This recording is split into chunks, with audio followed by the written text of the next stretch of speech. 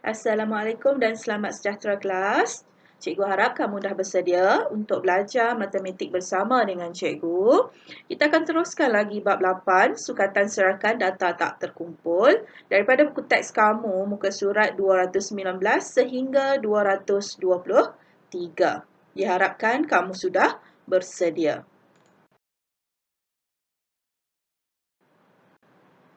Kita akan teruskan dengan 8.2 sukatan serakan. Apa yang ingin kita capai, standard pengajaran yang kita ingin capai hari ini adalah menentukan julat antara kuartil, varians dan sisihan piawai sebagai sukatan untuk menghuraikan serakan bagi data tak terkumpul.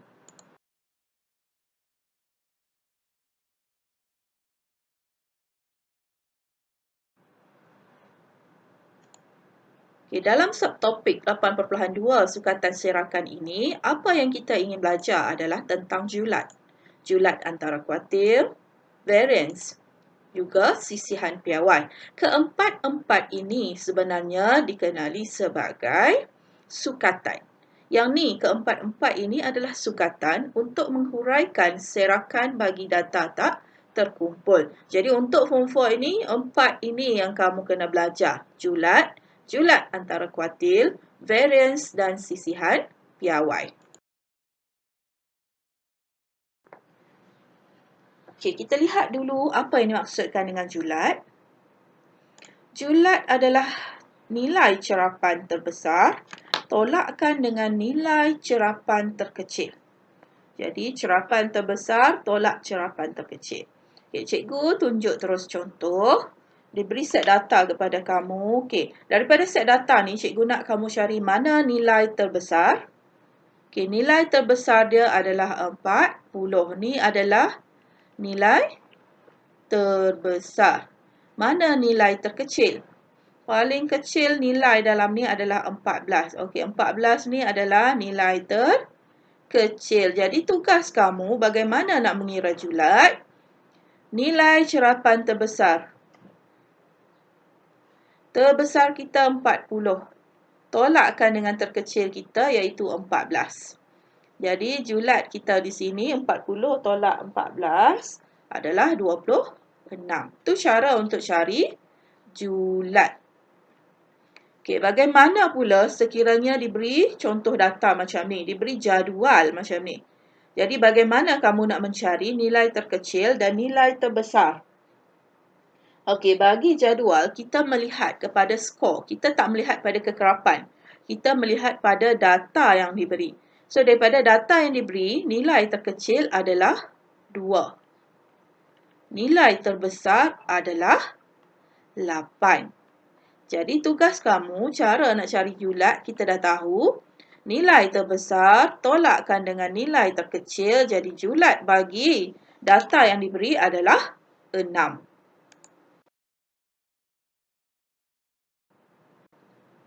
Okay, bagaimana pula julat antara kuartil?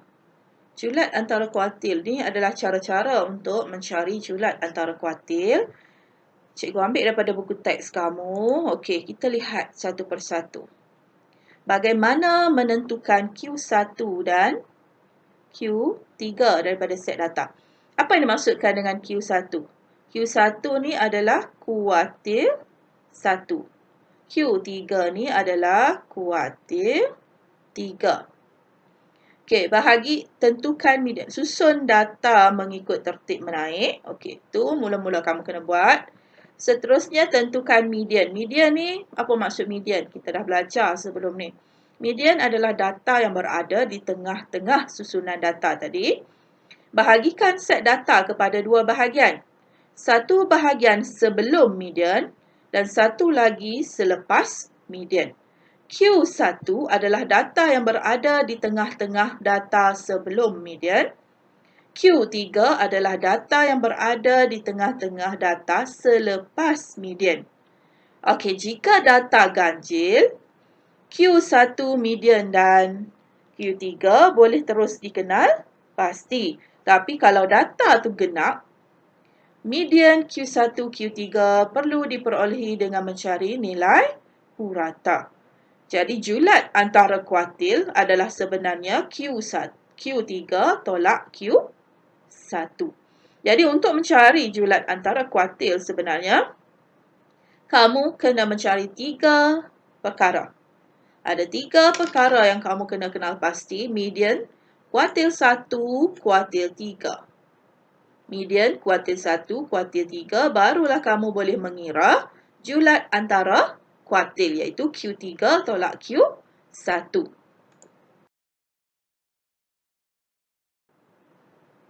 Baiklah, kita lihat contoh yang berkaitan dengan julat antara kuartil. Cikgu ambil contoh 5 daripada buku teks kamu. Okey, kita lihat A. Sebelum kita buat pengiraan, kita kena kenal pasti dahulu data yang diberi itu, jumlah data diberi itu ganjil ke genap. Jadi kita kenal pasti dahulu, yang ni ada berapa data? 1, 2, 3, 4, 5, 6, 7, 8, 9, 10, 11 data. Maksudnya ni adalah data ganjil. Kalau yang ni 1, 2, 3, 4, 5, 6, 7, 8. Okey, yang kedua ni adalah data genap. Jadi kita akan ada 2 cara berbeza. Kita lihat dulu A. Kita lihat dahulu A. Kita kena kenal pasti mana data yang berada di tengah-tengah. Sebab kita perlu kenal pasti di mana terletaknya median. Barulah kita boleh cari kuartil 1 dan kuartil 3. Kalau 11 bermaksud data yang ke-6 ni adalah median. Yang ni adalah median. Median berada di sini. Jadi yang ni dikenal pasti sebagai data sebelum median. Yang ni adalah data selepas median. Okey, kita lihat data sebelum median. Mana data yang berada di tengah-tengah? Okey, yang di tengah-tengah. Okey. Yang ni lah Q1. Data selepas median. Data yang berada di tengah-tengah adalah nombor 20. Yang ni lah Q3. Jadi untuk mencari julat antara kuartil,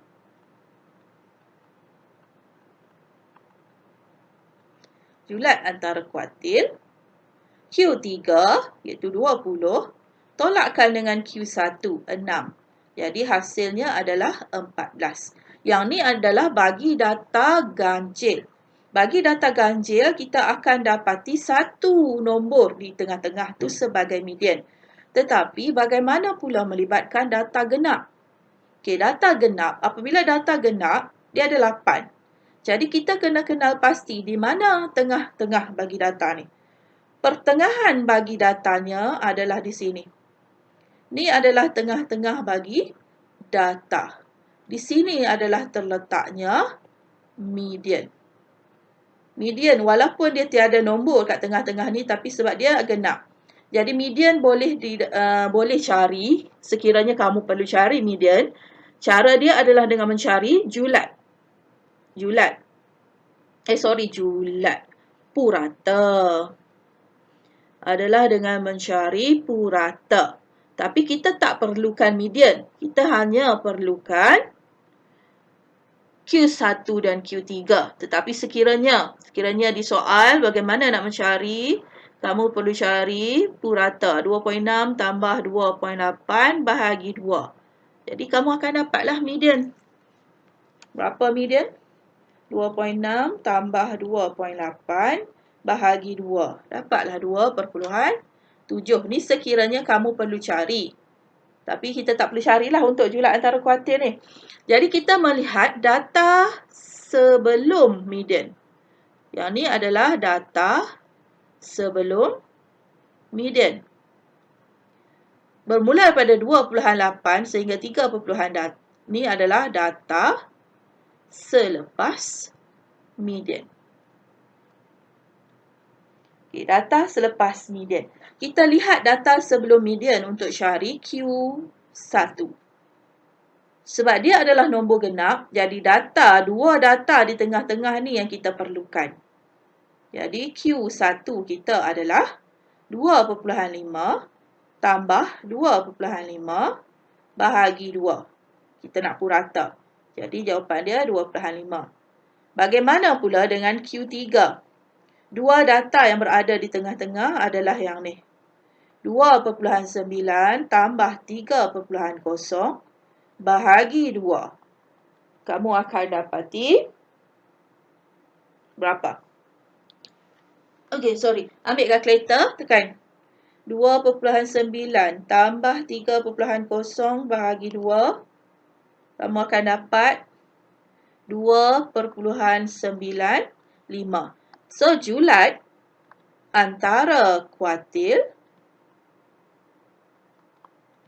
adalah sama dengan 2,95 tolak 2,5. Kamu akan dapati 0,45. Itu adalah julat antara kuartil bagi bilangan data genap. Itu cara dia. Bilangan data ganjil, dia lagi senang, kita terus dapat daripada data. Tapi untuk genap, kita perlukan pengiraan sedikit. Okey, bagaimana pula apabila melibatkan julat antara kuartil bagi jadual kekerapan? Okey, yang ni kita nak mencari julat antara kuartil lagi, tapi jenis datanya adalah dalam bentuk jadual kekerapan. Okay, bagi menjawab soalan macam ni, kita memerlukan kekerapan longgokan. Kenapa kita perlukan kekerapan longgokan? Sebab kita perlu tentukan cerapan ke berapa. Jadi, kita lihat bilangan murid ni adalah kekerapan. Jadi, untuk kekerapan longgokan, kita turunkan 3, tambah 5, 8, tambah 6, 14, tambah 8, 22, tambah 12, 34, tambah 7, 41. Okey, tambah 3, 44. Jadi, kita dah ada jadual kekerapan longgokan kita. Kita kena tentukan cerapan tu. Okey. Ataupun kita nak tengok kedudukan. Okey, yang ni adalah cerapan. Okey, yang ni adalah cerapan 1 sehingga cerapan 3 akan berada di situ. Yang ni cerapan 4 sehingga cerapan 8. Cerapan 5 sehingga cerapan 14. Cerapan 15 sehingga cerapan 22 akan berada di dalam ni. Okey, untuk yang ni cerapan 23 sehingga cerapan 34. Okey, untuk yang ni cerapan 35 sehingga cerapan 41 akan berada di kedudukan yang tu. Yang last kali ni adalah cerapan 42 sehingga cerapan 44 akan berada di situ. Maksudnya contoh kalau cikgu mencari cerapan ke-25. Jadi cikgu melihat data yang ni. Cerapan ke-25 cikgu adalah 6. Itu cara kita nak mencari cerapan selepas ni. Okey, bagaimana kita nak mengira julat antara kuartil? Bagi yang ni kita perlukan cerapan Q1. Q1 adalah cerapan ke berapa? Okey. Cerapan ke Q1 kita tahu kan? 1/4 darabkan dengan bilangan keseluruhan iaitu 44. Jadi kita memerlukan cerapan yang ke berapa kelas? Ke-11. Jadi lihatlah di sini mana cerapan ke-11. Cerapan ke-11 kita berada di dalam ni. Jadi cerapan ke-11 kita adalah 4. Bagaimana pula Q3? Q3 kita perlukan cerapan ke berapa? Q3 adalah 3/4 darab 44. Kenapa 44? Sebab bilangan keseluruhan data kita 44. Jadi kita memerlukan cerapan ke 3. Cerapan ke-33. Okey, kat mana cerapan ke-33 kita? Di sini. Ni adalah cerapan 33. Yang ni cerapan 11. Jadi, datanya adalah 6. So, julat antara kuartil sama dengan 6 tolak 4 sama dengan 2. Jadi, julat antara kuartil kita adalah 2. Seterusnya, kita ingin lihat variance. Apa yang dimaksudkan dengan variance dan juga sisihan piawai? Variance dan sisihan piawai ni dia ada kaitan. Jadi, kita perlu... Okey, cikgu akan terangkan sekaligus variance dan sisihan piawai. Variance. Variance adalah purata kuasa 2 bagi beza data dengan mean. Dan dia ada formula dia. Kamu perlu ingat rumus dia. Kena ingat rumus dia ni. Okey. Yang ni adalah simbol untuk variance. Tu adalah simbol untuk variance. Yang ni pun sama. Okey, untuk mencari variance, dia ada dua cara. Satu cara, yang ni cara yang kedua. Jadi, kamu boleh pilih salah satu. Apa yang dimaksudkan dengan X? X ni adalah data yang diberi. X yang ada tanda ke atas ni adalah bermaksud mean. N? N tu bentuk, N tu apa? N tu adalah bilangan data. N tu mewakili bilangan data. Okey, jadi kamu kena kenal pasti mean dulu. So, bagi nak mengira yang ni, kamu kena tahu mean dahulu. Sama jugalah dengan yang ni.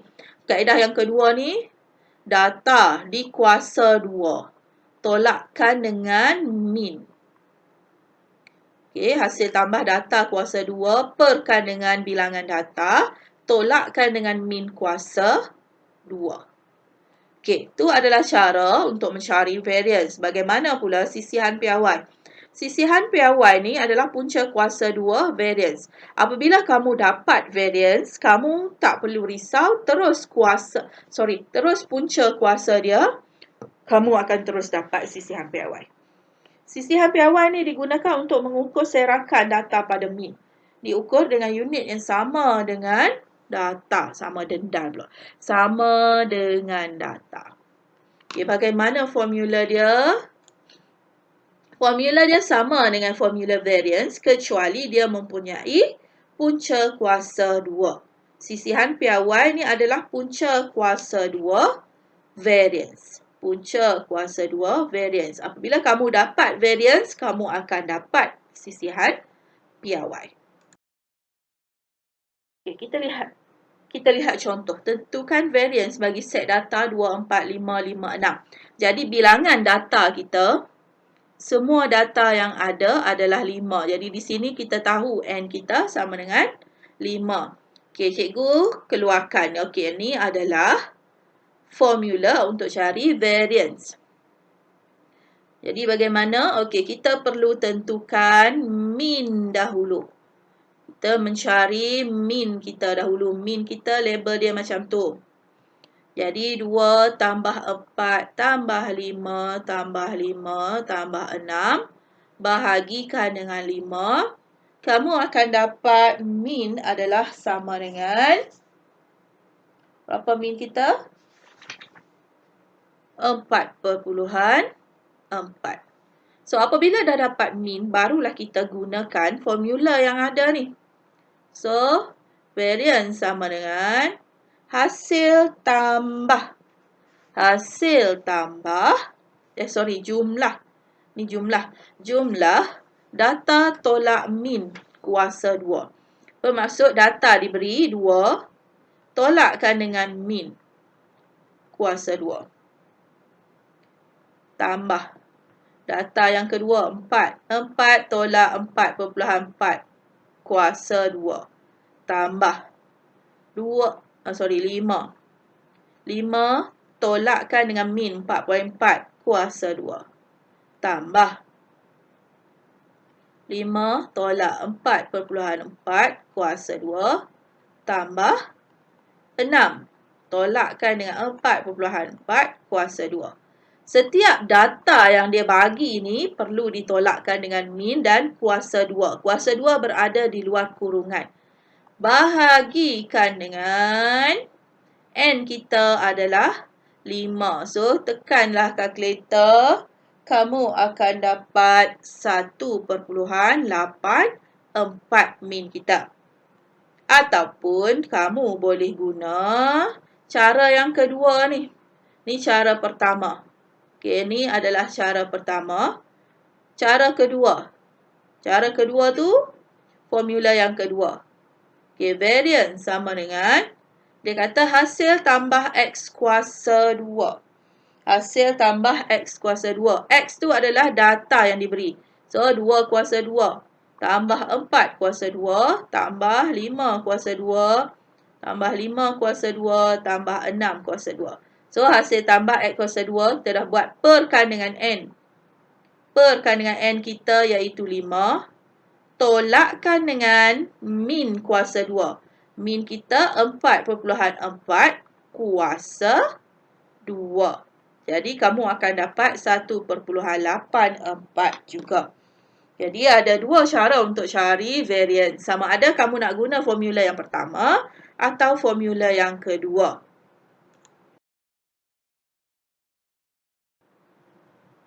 Okey, kalau lihat pada contoh tadi, dia minta kita mencari variance. Kali ini dia minta kita mencari sisihan piawai. Ingatlah, sisihan piawai adalah punca kuasa 2 variance. Jadi, bagaimanapun kamu nak mencari sisihan piawai, kamu perlu tentukan variance dahulu. Kita keluarkan. Okey, ni formula untuk variance kita. Formula untuk sisihan piawai. Okey, sisihan piawai yang ni. Yang ni adalah variance. Yang ni sisihan piawai. Kita perlukan formula tu. Okey, kita nak tentukan apa dahulu? Ingat, kita perlu tentukan min dahulu. Okey, cikgu tukar pen. Sekejap. Okey, kita perlu tentukan min dahulu. Okey, semua data tu, berapa bilangan data kita? 1, 2, 3, 4, 5, 6, 7, 8, 9. N kita adalah 10.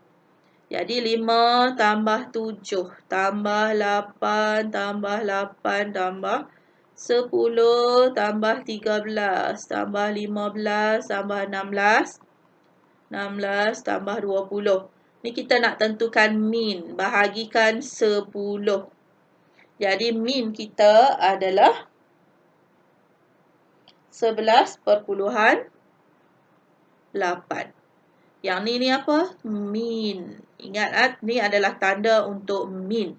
Apabila kita dah dapat min, barulah kita boleh tentukan variance. So, variance, cikgu ambil cara pertama. Ni cara pertama, cara kedua. Cikgu ambil cara pertama. Okey, jadi setiap data tu ditolakkan dengan min. Okey, kalau nak mudah, cikgu lebih suka gunakan cara kedua sebenarnya. Setiap data tu kuasa 2. Jadi, 5 kuasa 2 tambah 7 kuasa 2. Cikgu gunakan cara kedua, kelas. 5 kuasa 2 tambah 7 kuasa 2 tambah 8 kuasa 2. Kita lihat data ni.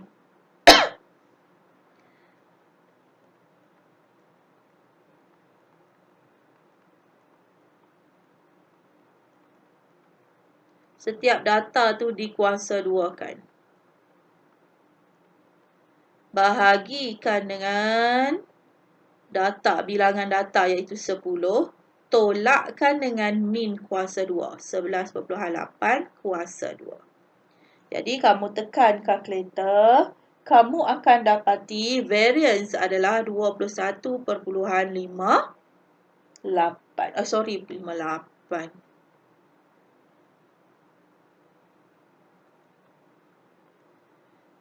21.56. Ni variance. So, kita mencari sisihan piawai. Jadi, sisihan piawai 21.56. kita punca kuasa 2 kan, kita akan dapati sisihan piawai kita adalah 4.643. Itu adalah cara untuk mencari sisihan piawai. Sisihan piawai. Bagaimana? Okey, kita perlu mencari variance dahulu. Barulah kita dapat sisihan piawai.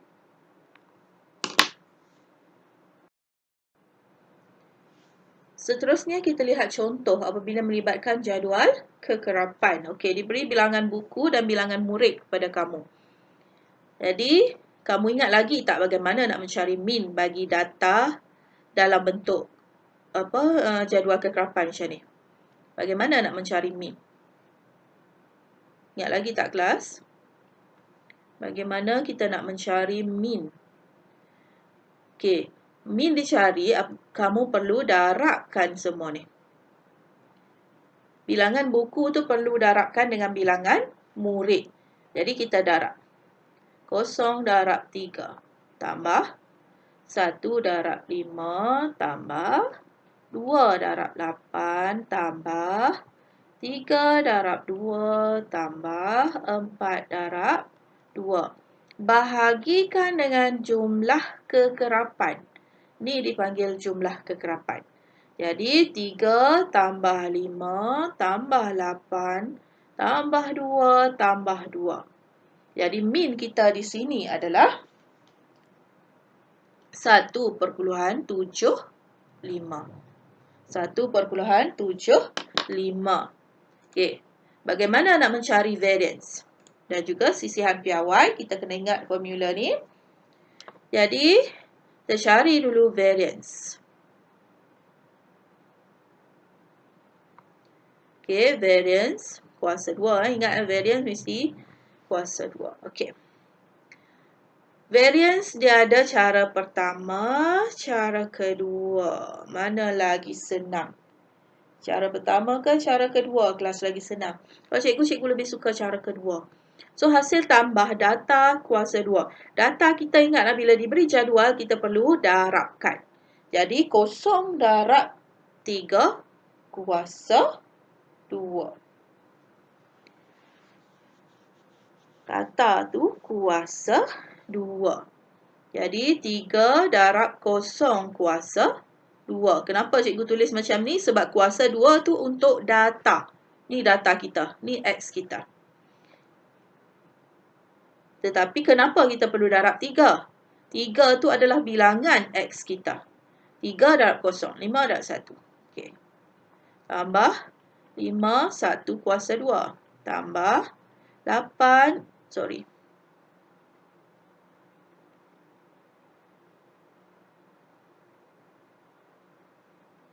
8 darabkan dengan 2 kuasa 2.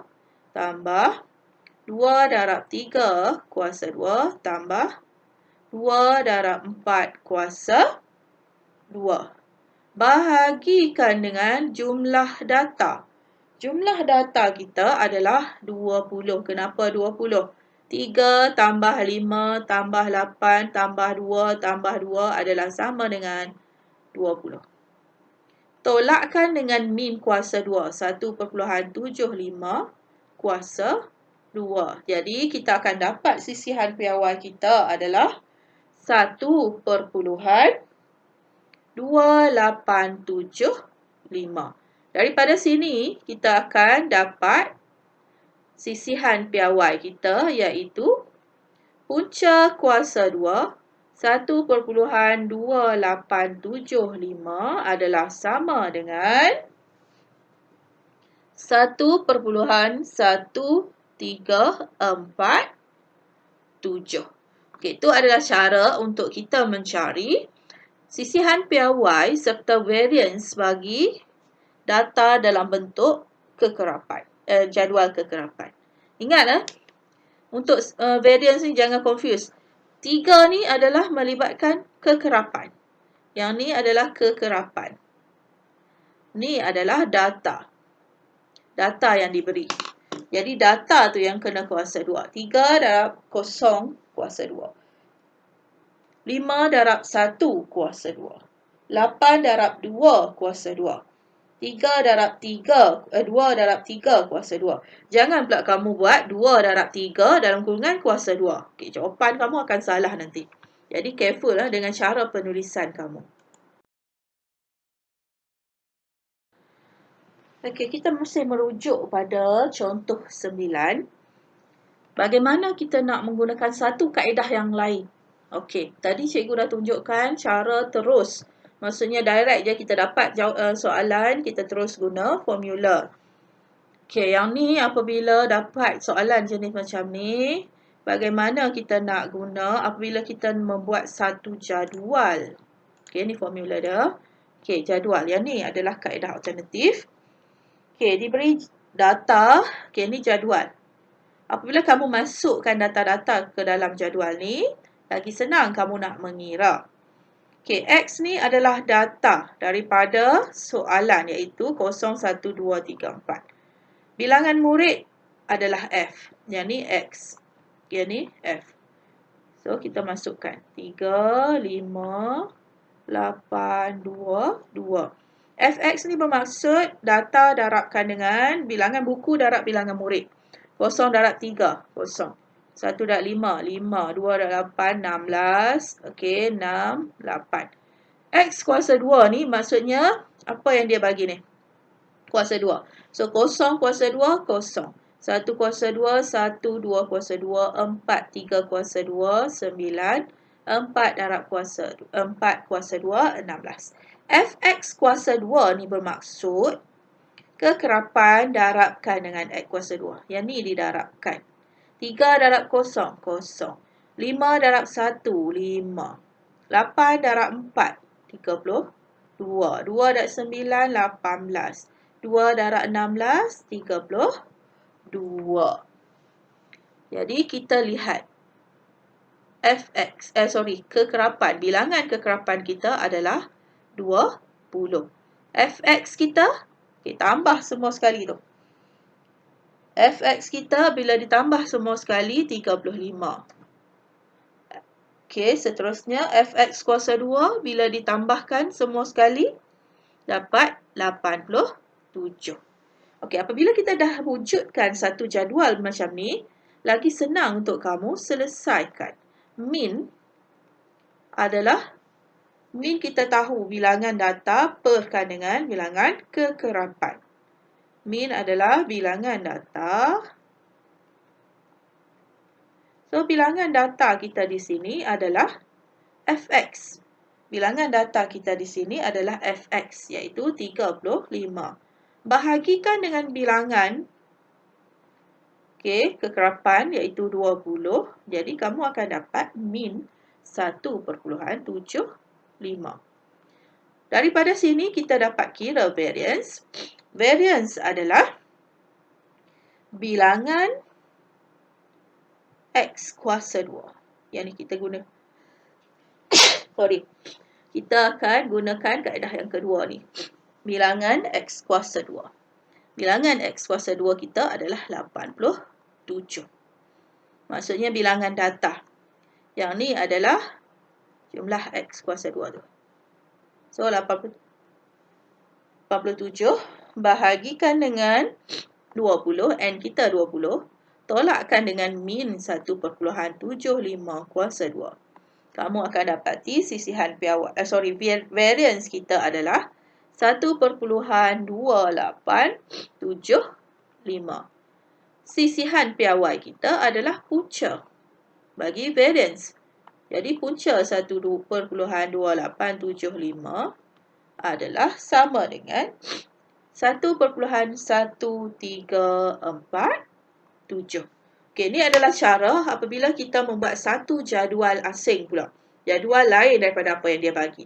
Dengan dalam jadual tu perlu ada F iaitu kekerapan, Fx kekerapan darab data, darab bilangan data. X kuasa 2 ni data kuasa 2, Fx kuasa 2 kekerapan darabkan dengan data kuasa 2. Okey, so kamu akan dapat cari. So, homework kamu untuk hari ni, cikgu nak kamu buat praktiskan diri 8.2a daripada buku teks muka surat 2, 2, 3. Cikgu nak kamu buat keseluruhan nombor 1, 2, 3, 4. Okey, untuk memudahkan kerja kamu, kamu boleh foto state. Foto state soalan nombor 1, 2, 3, 4, tampalkan dan buat jawapan. Baiklah kelas. Okey kelas. Itu sahaja untuk kelas hari ini. Jadi, cikgu harap kamu faham dengan apa yang ingin cikgu sampaikan. Cikgu nak minta kamu salin nota dan contoh daripada video ini. Jangan lupa buat homework. Okey, Assalamualaikum dan selamat sejahtera.